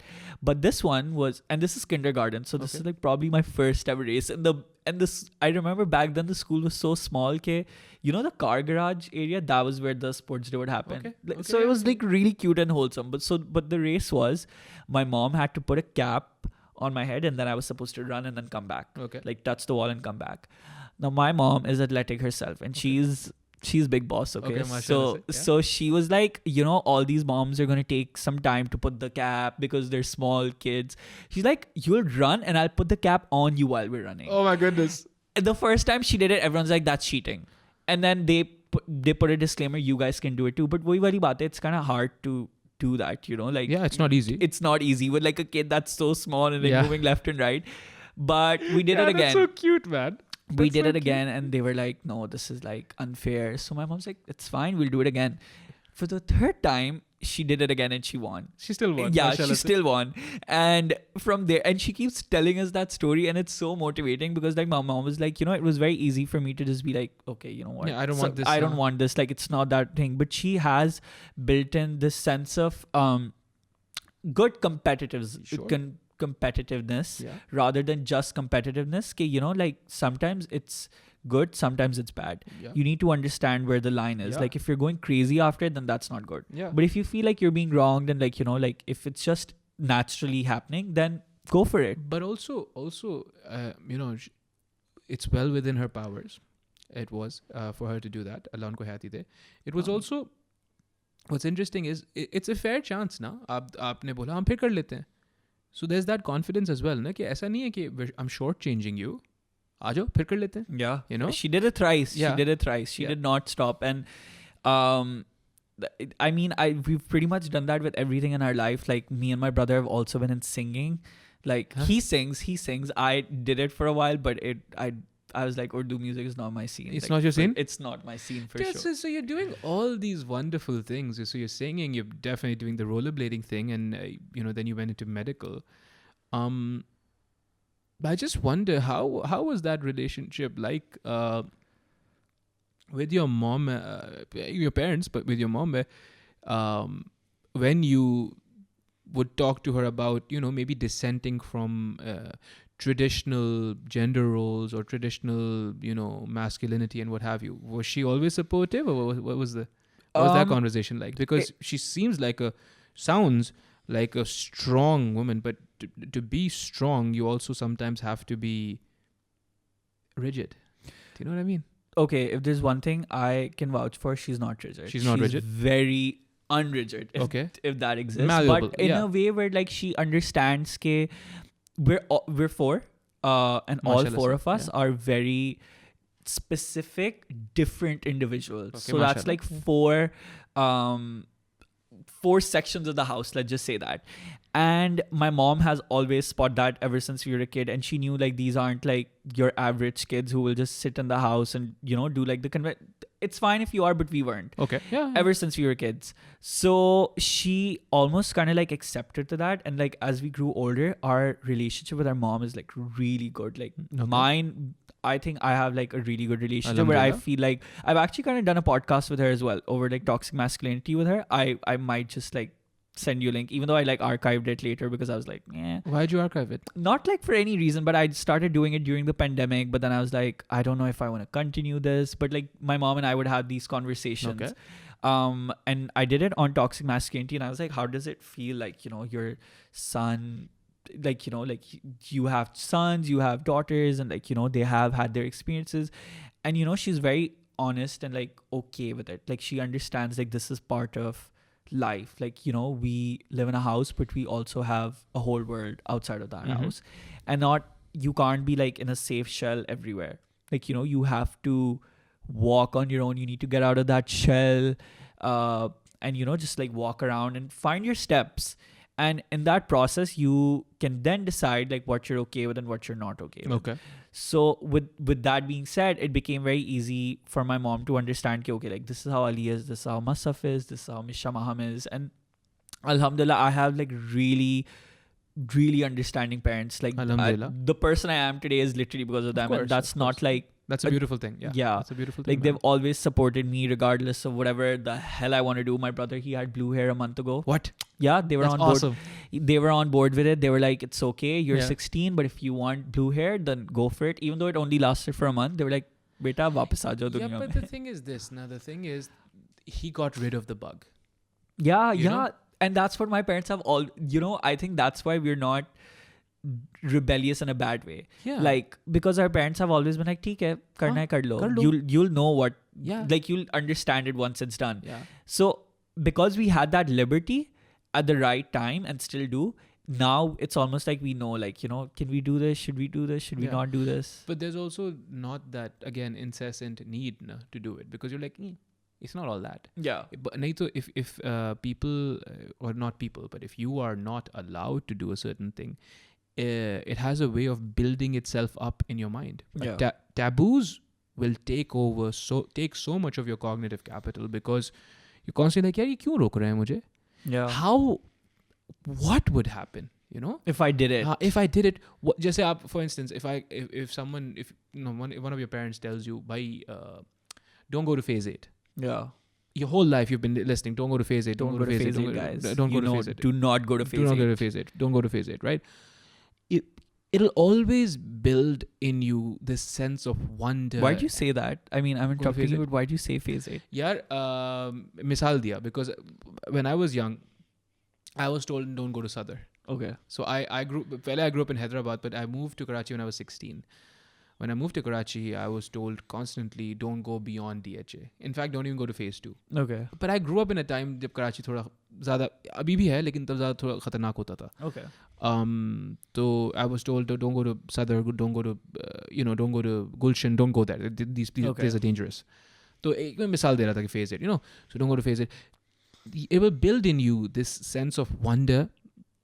क्या है इस जगह पे? And this sense of fear, and it'll be so much bigger than what the place actually is. It's just a place, man. People live there. Yeah. That's what it is, Sadr, it's a beautiful place. I love Karachi. I hate Karachi as well, but it's just a place, man. You know, it's not anything bigger than that. But you just need to be careful. Yeah, just be careful, but also understand if you're going to do that, if you're going to build taboos in a child's mind, then they're going to want to do it. Yeah. But now, because your brother's gotten it out of the system, कि blue hair होते हुए कैसा लगता है, maybe he'll do it later in his life, maybe he won't. But he won't. Yeah, but he's sorted, Well, yeah, either way, he knows what bleaching hair looks like. Yeah. He knows it. It's horrible, man. But I wanted to get my hair dyed silver. Okay, yeah, you should do that. Yeah, I should, shouldn't I? You should actually do that. But I think it might suit you. Yeah, but you know what the problem is? The problem is I never got it out of my system. Oh. So now at 29, I'm like, should I do it? Should I do it? I'll tell you an interesting story about, we were talking about cigarettes. I'll tell you an interesting story about cigarettes. But I was telling you about, talking about getting stuff out of the system. Yeah. I've never smoked in my life. And I've never, I've never felt the need to, or so I thought. And I'm 29 now. And at the tender age of 29, all of a sudden I was like, yeah, I should try a cigarette. I didn't, but I thought I should try it. Okay. And that's because I didn't smoke because I was afraid of what would happen if I did. Okay. It wasn't not because you chose it on your own. Not because I was like, there's no point. Why would I? There's no reason for me to smoke or what have you. So at 29, I was watching something on Netflix. I was watching Narcos. Okay. Which is a brilliantly made show. Aapko, if you don't like the content, then you don't like the content. But as far as production quality goes, fantastic. Brilliant. Yeah. And just the romanticism with which they smoke, I was like, yaar, ye to bahut cool cheez hai. Ye to karna chahiye insaan ko. So going back to people, those aunties getting all up in your space about promoting smoking, they should just get Netflix banned from Pakistan. How many things are you going to ban? Yeah, exactly. How many cafes are you going to close? How many parties are you going to shut down? And, my only question is, why do you follow? Why are you following to find critic? Like, do you want to constantly just critic people? They're bored, dude. How bored can you be? Like, I'm bored. I'm sure you're bored too sometimes, but like, I think you'll find you and I aren't bored. Yeah, Alhamdulillah. And that's a beautiful thing. I think you will find that we are probably procrastinating, which is a different thing. Yeah. Right. But we might get low sometimes. We might not feel creative or, productive or what have you, even if you're in a job or whatever else it is. I will find, I think you will find that most people who are just decent, mostly are not bored. Because I think there's an insidious nature to being bored that I don't know. I think people should definitely be wary of getting bored because a lot of this stuff just comes from that recreational outrage. Yeah. Because when you're doing it recreationally, you're a hobbyist, but your hobby is outrage. Your hobby is just screaming down 22-year-olds on Instagram. And also, I wish Instagram had a filter for that. Like, I kind of wish for that. I don't know why. Like, not that I'm okay with it. Yeah. It's kind of sick to say this, but I kind of feel कि जब तक मुझे hate नहीं मिलता ना, I feel like it's not powerful enough. Now, You think so? yeah, like I feel like it I don't know, but I feel like sometimes if I get like bad critic, it's honestly like ठीक है, Okay. कुछ तो किया है, कुछ तो तभी लोगों को इतनी like, you know, there's something biting them. But yeah, so I hear you. But again, you know, because we're in Pakistan, that's a dangerous metric. Yeah. You know, that you don't want too much of that. Yeah. But what's it called? I don't know. Like, maybe Instagram will develop filters for that. But I don't know if it should. You know? वैसे हाँ, because maybe it might somehow filter out the constructive part of it as well. That. And also, you know, we're already on Instagram or on these social medias. We're already so far removed from the real world. Yeah. You know, where everything's curated content, clean, cut, edited photos, videos, all that stuff. Perfect. You know, perfect. And also just the nature of content, where I'm not obviously going to show you my deepest, darkest days and nights. Yeah. I'm going to show you when I'm good. The best you know? days. I don't think there should be any more filters or curation, because to what your mom said, you know, you can't live in this bubble. Yeah. You know, and when you know, we've had the fortune of being raised properly, alhamdulillah, but a lot of people don't have that, and on top of it, they also only view this curated world on Instagram, so they have no idea what reality is like. Yeah. In fact, a lot of these people who get into your case on Instagram, you know, whether they're being absolutely abhorrent with how they're talking to you or what have you, a lot of these people just don't know how to be in real life. You know, they just can't interact with people. No, but remember when you were setting the camera up, that's what I was telling you, okay? Because we don't talk about this. So when a situation like that comes up in front of us in real life, we don't really know how to deal with that situation. 100%. Like it makes you awkward, it makes you feel weird, you want to get out of that situation, you know, You wanna that's shut it where down, yeah. Yeah, you just want to like kill that conversation. You're not okay with someone being like you know, like I just like cross-dressing, or like dude, I'm gay, or like Whatever. anything to I like each their smoking, own. you know, Yeah, whatever. I like smoking, I like doing this, I like doing that, that's my kink, whatever, to each their own. But because we constantly shut down these conversations that do exist, it becomes really uncomfortable, and that is what I want to break. Yeah. Well, I mean, imagine how scary that is as a thought for someone who continues to shut these conversations down, and then one day their child, God forbid, or someone comes up to them and is like, "Ye masla hai." And you don't know how to deal Aap with kya that. karoge? You know, are you gonna, you know, what are you gonna do? Are you gonna hurt the child? No, It's a but child, you know? this actually does exist. Where they hurt the child. No, not hurt the child, but like I know a person who is gay, and his parents know, but they just don't know how to deal with the situation. They're okay with it, but they don't know how to genuinely deal with the situation. So it's kind of like sad. They understand it, but they don't know how to deal with it because they weren't taught or whatever about it. You know, like this exists, hota hai. How are you going to deal with that? Yeah. So, you know, it's almost like a, like, you know, I don't know. It's kind of sad because, you know, you are supposed to feel the most safest in your own household. And if you can't have a conversation like that in your own boundaries, then at least for me, I don't know if there's anything more sadder than that. I mean, वही वाली बात है ना, you grow up then just always feeling unsafe. Yeah. That's it. And then that lack of safety kind of fuses into your bones. Yeah. You know, it's then no longer about where you are. You're just never going to be safe. You're never going to be at home anywhere. You know, and that's just... And just always be on like your footsteps, like, you know, like you just... Vulnerability, that's where it all stems from. Okay, like you're so scared of that honest conversation that you keep running away from it over and over again till like, you know, it's either like completely gone out of space. And, you know, that also comes out in a really bad way.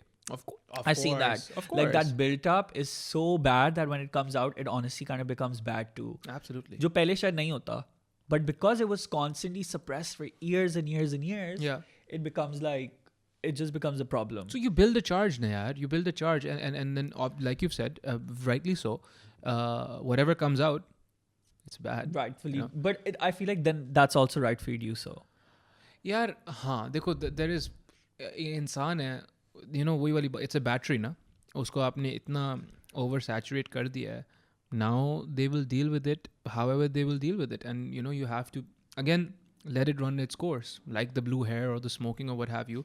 You have to just let them deal with it and not police them. हमारा ये एक बहुत बड़ा मसला है. We've been talking about this at length, but I don't know if we've ever pinned it down. It's actually a problem of liberty. We take undue liberty with everyone. You know, you shouldn't wear these socks. You shouldn't wear these jeans. You shouldn't dress like this. You shouldn't have blue hair. ये तुम्हारे पे अच्छा नहीं लगता है. अच्छा भाई देखो बात सुनो ना. आपको किसने हक दिया? किसी ने नहीं. ठीक है. Why do you think कि आपको हक देना चाहिए था या आपको हक होना चाहिए? आप परफेक्ट हो. अगर नहीं हो, जो कि आप नहीं हो, कोई भी नहीं होता. Just keep to yourself, man. You know, or woman or whatever. Just keep to yourself and don't take all this liberty with these people or anyone. Yeah. I think essentially हमारे माशरे में there's a liberty problem.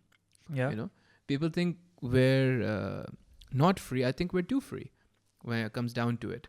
You know, I think the minorities are ostracized. I think men and women are in very difficult situations because the people who have privilege wield it in the most nonsensical ways. Yeah. And you know, and we have these limited understandings of privilege or liberty or what have you, you know, whatever freedom is. Like for instance, freedom of speech हमें याद ही सिर्फ तब आता है when we're being told to not say certain things because they're hurting other people. Yeah. Or when we're in that place. Or we're in that place. Yeah. उसके अलावा, you know, freedom of speech is every day, man. Every day, like right now outside अगर खानसामा है मेरा, you know, I have the freedom to not talk to him like a piece of shit. Yeah. That's freedom, right? Yeah. That's the freedom. एक मैं बात बोल रहा हूँ. Obviously, all these paradigms. Before we wrap this up, you went to a dog show today. Oh yeah. What's that about, dude? So that was so I have a really small puppy, just turned 6 months, Lela. Okay, Lela. So this was Lela's first show, and she's a pretty shy dog. Is she a shy dog? But what is she? She's a Rottweiler. Aren't those really, really scary? Yeah, but I literally took Lela because of that, because Lela is like really like polite and she doesn't want to, like, she's very happy and like I think she's a Labrador in her head. In her head, she's a Labrador. I genuinely feel this way because we had a Labrador and it passed away like a month ago, which is really unfortunate. I'm sorry, yaar. But yeah, so Lela has a Rottweiler. She's a Labrador in the body of a Rottweiler. Absolutely, and guys. Rottweilers are vicious, right? They're absolutely vicious, which is why we had to get like an army trainer who's training her, by the way. Yeah. But he's like, ये नहीं है. ये है ही नहीं, मैं इसको क्या डांटू, ये कुछ कर ही नहीं रही है. But like, yeah, but she's really nice. So today was her first public appearance. Okay. So she was like really shy because all of these Rottweilers were like really like big and shit. Yeah. But like, yeah, it was really nice, and she did not win anything. Okay. But it was just her first show, so Yeah. it's not really like they win anything too. But she had a really nice time. Yeah.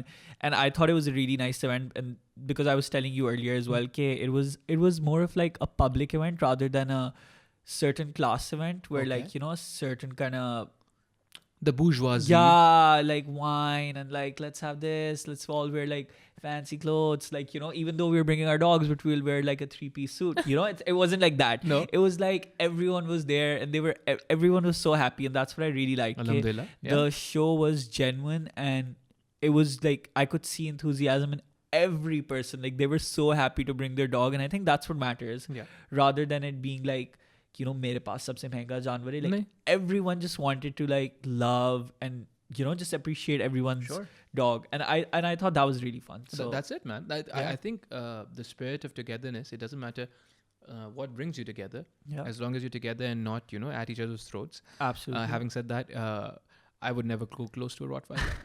I think they're terrifying. I will bring Lela over someday. No, you won't. No, you won't, dude. You will not do any such thing. Because, you know, I really do hope that all animals, not just dogs, all animals are safe. And I do think there's a problem with how we're treating the street dog situation in Karachi, and all those things. But yeah, again, socialization, man. I just from a very young age was taught to be afraid of dogs, you know? Yeah, I feel like most kids have that, which is fine. I mean, my parents had dogs, so that's why it naturally came to us, or maybe I would have been scared too. Sure. So, okay, so you have a Rottweiler. What else do you have? And I have just 9 cats. Okay, just 9. Just 9 cats. Just a very common natural household, guys. Like 9 billiyan, 2 kutte the. I mean, ab ek hai. But Okay. So 9 cats, all the same. Yeah, they're all Persian white. All but they're Persian white? all very particular guys. Like, so I'm not gonna name all of them because that's a lot. That's a lot. Yeah. But they're all very like, their names go with their personalities. They all like, have different personalities. Yeah, dude. Like one of them is deaf, but All right. that one's really smart. Like she knows the game of the house. Okay. कि यहाँ ये मिलना है, यहाँ नहीं मिलना. हाँ. Then there's one who is just really dumb. Comet is like a dumb cat, guys. Like, I'm not shaming anyone, but Comet's a dumb cat. Like dumb he cat. does not know how to live in a household. Arre. Richard Parker is the key player. Like, Richard Parker. she knows her game. Like Okay. she knows what's where, Uh-huh. what not to do, what not to break. Like she knows like these are expensive vases, so इनसे तो दूर ही हाँ, रहना है. लेकिन कुछ तोड़ सकते हैं. हाँ, कुछ तोड़ सकते हैं. कुछ तो दिखाए कि हम exist करते हैं. सही. Shahana, the grandmother, She's old. Yeah, she's old, but she lives a Shahana life. She doesn't want to be touched. She hates men, literally hates men, which is so weird. Yeah. But she will not let any guy outside the house touch her. Like she fights them? Genuinely, like she will like make like that voice and like try to scare them. Ki, Arre. like, bro, don't touch me. Aye. Yeah, but not with people like our staff. And the funny thing is, guys, our staff is also so in tune with them कि अब उनको नाम से बुलाते हैं. Like they don't just be like ये बिल्ली है. Like the first conversation my mom has before hiring someone is like, listen, we have 9 cats and a dog. You need to be really nice to them because they are like our family. These are my grandchildren. Cute. So this is how it's gonna be. But yeah, That's fantastic. there's that. And last but not the least, there's Kishmish, who's like scared of everything, even of her Arre. own shadow. But that's because of a reason. Because some stupid man like threw her off this thing once. I can't name this person at all because this person, someone we know really closely. Allah Rahm kare, okay. But wait, so you've had her since she was a kitten? Yeah. And she was thrown off like a bed when she was really young. So this fear, and acha, by the way, I didn't know this, that cats have like equally like PTSD and all of these things like us. Oh wow. So she has like developed anxiety after Arre, that because she was arre. really small and I'm sure she hurt herself. Okay. So uske baad se she's like a little like scared in general. Arre, Like, nahi she yaar. likes to be touched and all, but like Haan. thodi si darpok hai. So Kishmish. Kishmish, I'm we sorry. love you. I'm sorry, Kishmish. And finally, we had to speak about your sister's online venture. Yes. Yeah. What are you wearing? What is this? sweatshirt? Rasta. Rasta. Shout out to Rasta. I knew it, dude. Rasta, of course. If this is not enough Rasta, then I don't know what is. By the way, I haven't worn this. I wore it specifically for this show. I saved it ever since I started having a conversation. I was like, I will wear this because this, I don't know, it represents me. Rasta is like, great, dude. It's Rasta's really beautiful. nice. I'm wearing Outfitters. Okay, anyways. So about your sister's thing. So basically 5 years ago, my sister started a brand, TJK Designs. Okay. And it just went from there. But for the first 3 years, it wasn't really doing as well. Okay. Till my sister and I also joined in hands with her and we were like, dude, we're going to make this big. What's it about? It's basically a Kussa brand. Okay. Yeah, it's really cool. Look at me like marketing it in such a cool way. Listen, man, it's 2 hours now. It's fine. So yeah, it's a Kussa brand and I basically deal with the PR, the page, the marketing, what goes, what doesn't go, and all of that. Like the shoot department, she deals with productions because nobody knows it better than her. Okay. And my other sister also designs and creative directs a lot of our shoots. Okay. So now I think it's doing pretty well. Yeah. Like, pretty well is an understatement. Alhamdulillah. Okay, But, so literally spell the brand name and Instagram pe. okay, TJK Designs. TJK Designs. And maybe I'll just put a link down below and maybe you can pin it if you want to. We'll send it. We'll send Yeah. it. Men and women? Just women? Just for now, but we're starting men because men equally like Kussas Yeah. as much as females do. And with, I feel like with skinny jeans, dude? Yeah, dude. that would actually look really nice now when I think about it. I think that would be a vibe. Yeah, I think so. Sure. Yeah, I'm not giving out details, but there is something coming up really soon. Okay, now I've forgotten that us brand ka bhi naam. Markor? Miraki. Miraki, In Canada. Oh, yeah. Miraki, Canada. Miraki's so good. Yeah, my sister revamped their entire Instagram, social media stuff. That and is so cool. Yeah, and then gave all of them characters and stuff. And that's where I first, I suppose, became alerted to the contemporary Kusa game. Yeah. It's something, dude. You know? And you know, it's weird, but abroad it's appreciated a lot. I think we have a bigger market abroad. We do have it here as well, Yeah. but it's mostly Punjab side. Yeah. But like our main market is abroad, Canada, the US, because Which they is strange, right? Which is so strange. Like sometimes, like initially, we're just like, is this a joke? Huh? But like, it is what it is. People, I guess, love more cultural bleeds. But I don't know. Isn't it interesting that I think I don't know if this is fair for me to say, but I think Rasta also has a much greater Audience abroad. Audience abroad, Yeah. you know, Yeah. and they're literally not only based here, but their content or you know they're based from here as well. Like Yeah. ये यहाँ की चीज़ है, but they're doing so well abroad. Rasta is. Do you have so you also ship abroad? Yeah, we do. We ship all of our products abroad. We have like a reseller there. We have like multiple outlets now, like Okay. that, like abroad this way. Okay. Not like actual stores, but like people who wanted to put the product out there Okay, because they mashallah. wanted kusas. So yeah, I was actually going to say that like Rasta, and there's so many more brands which might not be that big here, but abroad they're like Yeah. the shit. Yeah. Yeah. And we might not even know of them right now. Like Mark Hoare is one of them as well. Like it has such a big market abroad. यार अली पता है उस पे मुझे जो परेशानी होती है ना वो ये होती है कि you know how you said we don't know of them here. I think it's a problem when the brands stop caring. I think it's a societal problem, not a problem for the brands. Not that they're doing anything wrong, क्योंकि उनको यहाँ से कुछ नहीं मिला. They Yeah. have to, obviously it's a profit maximization concern. ना? Absolutely. So I was saying it's not, so obviously the brands are profit maximization concerns, right?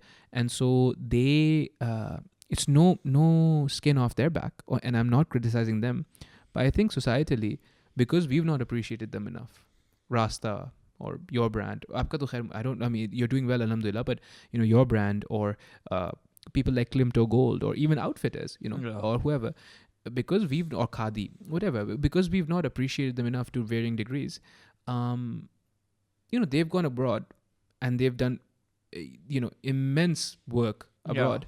And they don't care now, you know, if we don't care for them. And Yeah. I think that's a problem because जो भी हमारे creators हैं या जो भी हमारे businesses हैं, I think we need to show them love as a Yeah. society, you know, buy local, do all those things. I think those are important messages to be put out there. क्योंकि,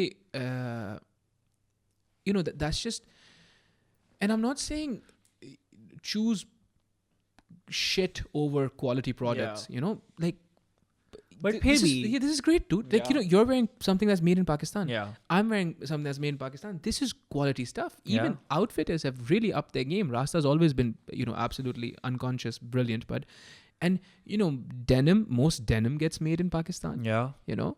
It gets taken from here, guys, Yeah. by the way. Yeah, yeah. So like that just shows the quality we have. And I don't know, but like the other day, that's where I was like talking to somebody, it's so funny. I had a conversation about Rasta only. I was like, oh my God, why are you paying so much to Rasta? You shouldn't. And I was just thinking कि अगर यही Zara या कुछ भी और होता. कुछ भी Calvin Klein, name it, Yeah. name the biggest brand. Yeah. You would drop that, just put it. पता भी होगा कि जेब खाली होने वाली है, but yeah. you will buy that because it is a brand that is internationally recognized. And by the way, Rasta is too, right? Yeah, alhamdulillah. But I feel like it's just a thing कि like local है तो कुछ तो fault होगा. Fault हो नहीं हो यार, I think it comes from our general societal low sense of self-worth. Yeah. I think हमें लगता है कि हम कोई अच्छी चीज़ बना ही नहीं सकते जो बात और है. हम अच्छे हो नहीं सकते. And I really do feel like I would hope that at some point we start to come out of it, because even jeans wise, Genie is doing incredible work. Oh, Genie's actually doing a really incredible work. Emito is making custom jeans. It's all happening, and you know, instead of turning away from them, now is the time to, you know, Move double towards down, them. double down कि यार Yeah. ये आप लोग ही करोगे, you know, you're gonna do it. And I don't know, for whatever reason वो अभी तक हमारे दिमाग में बात नहीं बैठी है, you know. We can't seem to get behind our local vendors and all those things, and that's just something I would hope gets sorted out. Inshallah. Inshallah. Hopefully. So when is the men's design thing coming out? Because I'm interested. Definitely the I'd rock start some. of next year. Inshallah. And I will drop some for you yeah, now yeah. that I know that you like local. Dude, whatever, man. You give me black, or give me some nice maroon ones, dude. Oh Burgundy? yeah. You know Yeah. what? That is something that is still in the process. Like our color palette, Yeah. we're trying to have it more expanded Okay. because we don't want to be like traditionally black, brown, white. No, yeah. No, Like, no.